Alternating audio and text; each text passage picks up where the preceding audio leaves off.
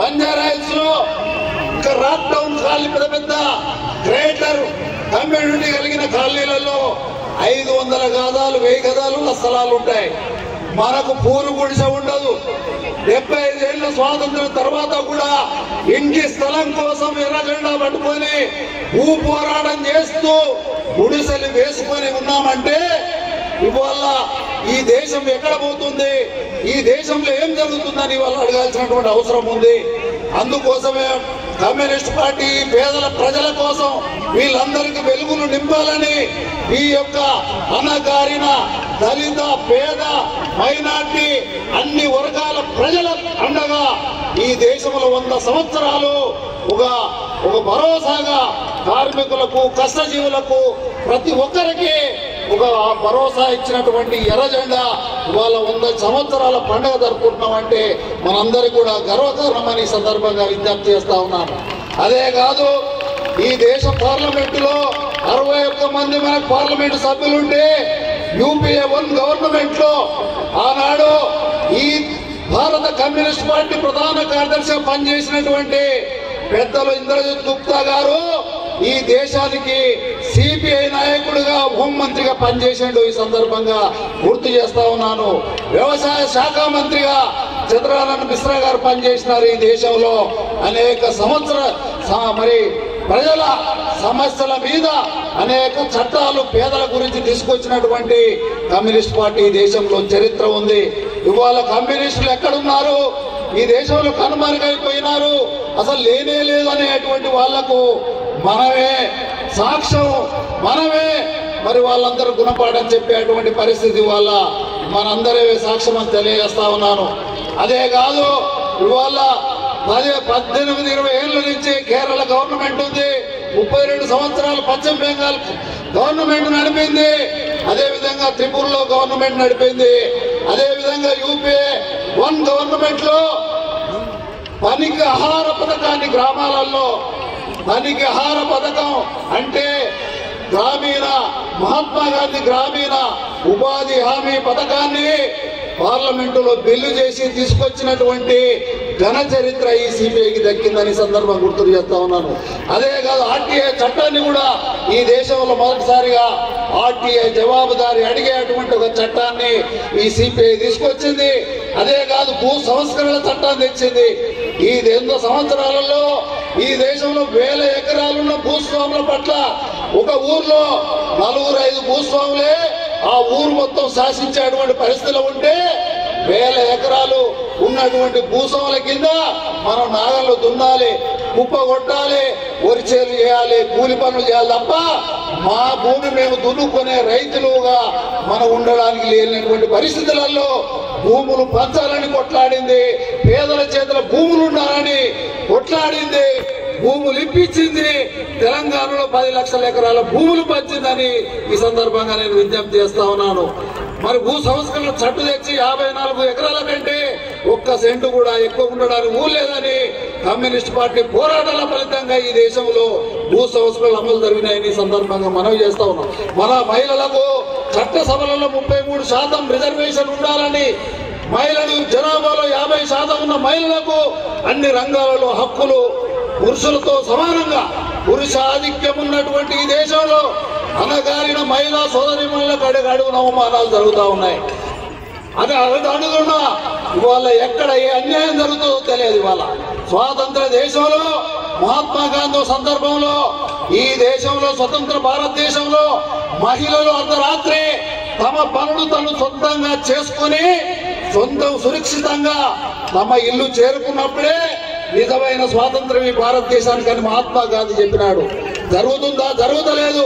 ఒక స్కూలు పోయే కాలేజీ పోయే అమ్మాయి ఇంటి నుండి వెళ్ళి మళ్ళీ తిరిగి ఇంటికి వస్తుందా నమ్మకం లేదు. ఎక్కడ రేప్ చేస్తారో తెలియదు, ఎక్కడ అత్యాచారం చేస్తారో తెలియదు, ఎక్కడ ఏ అమ్మాయికి ఎక్కడ ఏం జరుగుతుందో తెలియదు. ఆ పరిస్థితుల వల్ల మహిళలు ఈ దేశంలో ఉన్నారు. వాళ్లకు కమ్యూనిస్ట్ పార్టీ మరి అండగా ఉందని ఈ సందర్భంగా విజ్ఞప్తి చేస్తా ఉన్నాను. ఇవాళ చదువు ఫ్రీగా ఇవ్వమని కమ్యూనిస్ట్ పార్టీ కొట్లాడుతుంది. అదేవిధంగా ఆరోగ్యం పట్ల వైద్యం కమ్యూనిస్టు మరి ప్రజలందరికీ ఫ్రీ ఇవ్వమంటుంది. మీరు ఎన్ని పథకాలన్నా ఇవ్వండి, కానీ విద్య, చదువుకునేటువంటి విద్య వల్ల జ్ఞానం వస్తుంది. జ్ఞానం ద్వారా తమకు ఉపాధి, ఉద్యోగం దొరుకుతుంది మన పిల్లలకు. తద్వారా కుటుంబం బాగుపడుతుందని భావించి చదువు ఈ దేశంలో ప్రతి పిల్లకానికి ఫ్రీ చదువు చెప్పాలని కమ్యూనిస్ట్ పార్టీ కొట్లాడుతూ ఉంది. చదువుతో పాటుగా ప్రతి ఒక్కరికి, పేదవాళ్లకు ఏ హాస్పిటల్, ఏ కార్పొరేట్ హాస్పిటల్ అయినా ఫ్రీగా వైద్యము ఫ్రీగా ఇవ్వాలని కమ్యూనిస్ట్ పార్టీ కొట్లాడుతూ ఉంది. కానీ పాలకులు చేయట్లేదు, వినడం లేదు. కావున ఏదైనా సమాజం జరగాలంటే, ఈ దేశ స్వాతంత్ర ఫలాలు ప్రతి పేదవాడికి అందాలంటే అది ఎర్ర జెండా రాజ్యం రావాల్సిందే, ఎర్రకోటపై ఎర్ర జెండా ఎగరాల్సిందే, మనందరి సమస్యల పరిష్కారం కావాల్సిందే. ఎన్నడో ఓ రోజు జరుగుతుంది. ఇప్పటిదాకా మల్లా వెంకరెడ్డి గారు చెప్పారు, పక్కనే శ్రీలంకల ఎక్కడుంది కమ్యూనిస్ట్ పార్టీ అన్న వాళ్లకు ఇవాళ 3 ఉన్నటువంటి ఓట్లున్న శ్రీలంకలో అనుహాయంగా ఆ పాలకుల మీద ప్రజలు తిరగబడి ఆ అధ్యక్ష భవనాన్ని ఇవాళ దాడి చేసి ఇవాళ జరిగినటువంటి శ్రీలంకలో జరిగిన ఎన్నికల్లో ఎర్ర జెండా ముందు బిడ్డ ప్రధానమంత్రి అయిన శ్రీలంక అధ్యక్షుడిగా ఇవాళ మనందరికీ గర్వకారణం. పక్కనే మన దేశం పక్కన, మన దేశంలో కూడా ఎన్నడో ఓనాడు ఎర్ర జెండా రాజ్యం వస్తుంది. అవి మహిళలకు, ప్రతి ఒక్కరికి ఈ దేశంలో సమాన హక్కులు, సమాన అన్ని రకాల అన్ని సౌకర్యాలతో కూడినటువంటి ఒక సుస్థిరమైన సామాజిక న్యాయమైన పరిపాలన ఈ ఎర్ర జెండా రాజ్యం ద్వారా కలుగుతుందని నమ్మి మరి తరాలుగా పనిచేస్తున్నటువంటి నాయకులు అనేక మంది ఈ బలిదానాలు ఇచ్చినారు. ఈ పార్టీలో పేద ప్రజల కోసం ఈ సమంతా కూడా ఆశించకుండా పెద్దలు ధర్మభిక్షం గారు, అదే విధంగా మరి ఆరుట్ల కమలాదేవి గారు, చాకలైలమ్మ, దొడ్డి కుమర, అనేక మంది రావి నారాయణరెడ్డి గారు ఆయన 600 ఎకరాల భూమి దానం చేసి ప్రజల తరపున నిలబడి కొట్లాడినటువంటి మహానుభావుడు.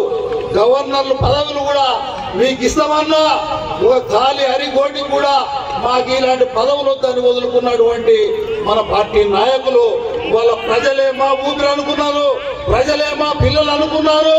ఈ ప్రజలందరూ సుఖ శాంతులతో ఈ దేశంలో ఉన్ననాడే నిజంగా మాకు అన్ని ఉన్నట్టు అని భావించి ప్రజల కోసం సర్వం త్యాగం చేసి మరి ఆత్మ బలిదానం ఇచ్చినటువంటి మహానుభావులు ఈ భారత గడ్డ మీద ఎంతో మంది చనిపోయి ఉన్నటువంటి విషయాన్ని సందర్భంగా గుర్తు చేస్తా ఉన్నాం. అలాంటి ఒక గొప్ప చారిత్ర కలిగినటువంటి యొక్క కమ్యూనిస్ట్ పార్టీని మనం ముందుకు తీసుకుపోవాల్సిన అవసరం ఉంది. తద్వారా మన పేదల సమస్యలు పరిష్కారం చేసుకోవాల్సిన అవసరం ఉంది.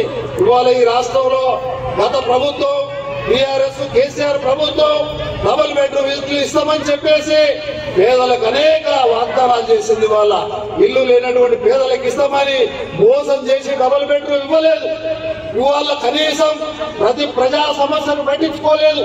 నిజాం నిరంకుశ పాలన ఏ రకంగా సాగిందో ఇవాళ తెలంగాణ వచ్చినటువంటి నీళ్లు, వనరులు, ఉద్యోగాల కోసం ఆత్మ బలిదానాలు చేసి 1200 మంది విద్యార్థులు ఆత్మ బలిదానానికి వచ్చిన తెలంగాణలో ఈ సామాజిక న్యాయం లేకుండా దొరల తెలంగాణగా మారి ఆ దొర గడిల మధ్యన చిక్కుకొని ఇవాళ నువ్వు కూడా ఒక దొర పరిపాలన చేసినావు కాబట్టి ప్రజలు అర్థం చేసుకొని కేసీఆర్ గద్దె దించారు. ఈ రాష్ట్రంలో ప్రజలకు, పేదవాళ్ళకు అక్కరొచ్చే ఈ బీఆర్ఎస్ పార్టీ కాదు, నువ్వు దొరతనం మా వద్దని చెప్పేసి గద్దె దించడం జరిగింది.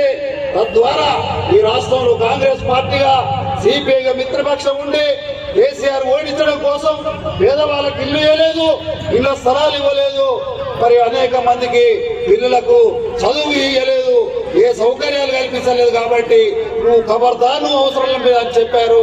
మళ్ళీ ఇవాళ ప్రజా ప్రభుత్వంగా రేవంత్ రెడ్డి గారి ప్రభుత్వాన్ని సిపిఐ మిత్రపక్షంగా ఉండి ఒక్క సీటుకే పరిమితమై ఒక ఏకైక ఎమ్మెల్యే మనకున్న అసెంబ్లీలో ఉన్న అన్ని వర్గాల ప్రజల సమస్యల మీద ప్రస్తావిస్తా ఉన్నాడు. మరి ఈ రాష్ట్రంలో ఇచ్చిన 6 గ్యారెంటీలను, అదే ఇందిరమ్మ ఇల్లు కావచ్చు, ఇవాళ మహిళలకు నెలకు 25,000 రూపాయలు ఒంటరి మహిళలకు, తర్వాత ఆడపిల్లలు పెళ్లి చేస్తే తులం బంగారం ఇస్తామన్నారు. ఇవాళ 2,000 ఉన్న ఆసరా పెన్షన్ పెద్ద మనుషులకు 4,000 చేస్తామన్నారు. 2 లక్షల రుణమాఫీ అన్నారు. మరి ఇవన్నీ ఇలాంటి పథకాలు, ఉచిత బస్ ప్రయాణం అంటే నడుస్తూ ఉంది. ఇందిరమ్మ ఇల్లు అన్నారు, ఎస్సీలు అయితే 6 లక్షలు అన్నారు, బీసీలు అయితే 5 లక్షల ఇల్లు కట్టిసి ఇస్తామన్నారు. మీ రేవంత్ రెడ్డి గారికి ఈ సందర్భం ఒకటే విజ్ఞప్తి, మీరు ఇచ్చిన మాటలు కాకుండా గత కేసీఆర్ లెక్క కాకుండా మీరు కూడా చిత్తశుద్ధితోటి ఇచ్చిన తెలంగాణ సమాజానికి ఇచ్చినటువంటి మీ వాగ్దానాన్ని సంపూర్ణంగా అమలు చేయండి. ఇండ్లు ఇవ్వండి, ఆసరా పెన్షన్లు ఇవ్వండి, ఒంటరి మహిళల పెన్షన్ ఇవ్వండి. మీరు అన్ని సౌకర్యాలు చేస్తే మీకు మా పార్టీ మద్దతు ఉంటుంది. లేకపోతే కేసీఆర్ పట్టిన పద్ధతి మీకు పడుతుందని సందర్భంగా మనవి చేస్తూ